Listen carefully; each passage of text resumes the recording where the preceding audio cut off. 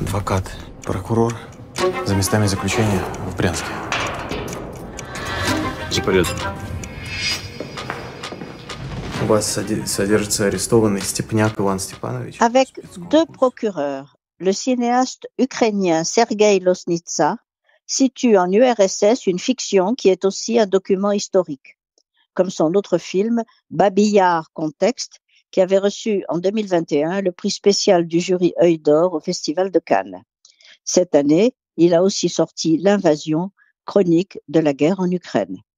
Entre documentaire et fiction, son travail est toujours politique. Deux procureurs montrent que la révolution russe n'a pas été conçue et réalisée par ceux qui en ont récolté les fruits. Dans sa conquête du pouvoir, Staline a éliminé presque tous ses camarades grâce à son bras armé, le NKVD. Le film commence en 1937. Les purges battent leur plein. Des milliers de lettres de détenus accusés à tort sont brûlées dans une cellule de prison par un individu socialement nuisible. Un jeune procureur, tout juste diplômé, qui appartient à la première génération post-révolutionnaire, élevé dans un esprit romantique et idéaliste, se lance à la recherche de la vérité dans un monde qu'il croit juste. Loznitsa adapte le récit de l'ingénieur et écrivain Georgi Demidov, qui fut prisonnier du Goulag et dont l'histoire fut racontée par Varlam Shalamov dans ses récits de la Kolyma. Demidov disait que la Kolyma, c'était Auschwitz sans les chambres à gaz. Renonçant aux images d'archives, le cinéaste en adopte le format en 4:3 qui correspond à la fois à l'époque et au style du récit, entièrement en plan fixe et en très longues séquences. Une prison en est le cadre pendant toute la première partie. La photo joue sur une palette de couleurs sombres, le noir, le gris, le brun, le bleu foncé et par endroits le rouge sang. Le jeune procureur vient faire une inspection après avoir reçu la demande de visite d'un prisonnier au secret. Il va se heurter à toutes les formes possibles de dissuasion. Porte cadenassée, gardien hostile, responsable trop occupé. Bref, la version la plus dure de la bureaucratie soviétique qui cherche à l'intimider pour l'empêcher d'accomplir son devoir.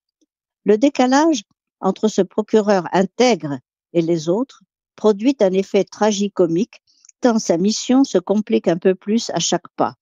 On se croirait dans le procès de Kafka, dont l'ombre et celle de Gogol planent sur ce film. Comme chez eux, l'absurde des situations permet de tourner en dérision le dysfonctionnement des régimes autoritaires. L'épreuve majeure qu'on lui impose est latente, mais c'est sans compter sur la détermination de cet idéaliste qui croit en la justice et en sa fonction. Dans la prison, le constant renvoi de responsabilité est un prétexte pour le décourager.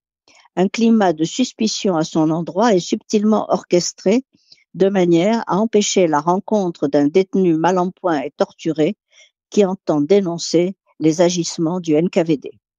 Parvenu jusqu'à lui, parce que l'entêtement est toujours récompensé, le magistrat l'écoute et le regarde après avoir tant bataillé et attendu. Pour lui, la justice passe par la vérité et par les stigmates. Malgré la beauté de sa reconstitution, le film de Sergueï Loznitsa évoque aussi la géopolitique actuelle et les traumatismes collectifs du XXe siècle. Il faut absolument aller le voir pour constater une fois de plus que tout fascisme s'appuie sur la lâcheté et la confusion pour exister. Deux procureurs et la plongée d'un honnête homme à ses dépens dans un régime totalitaire qui ne dit pas son nom.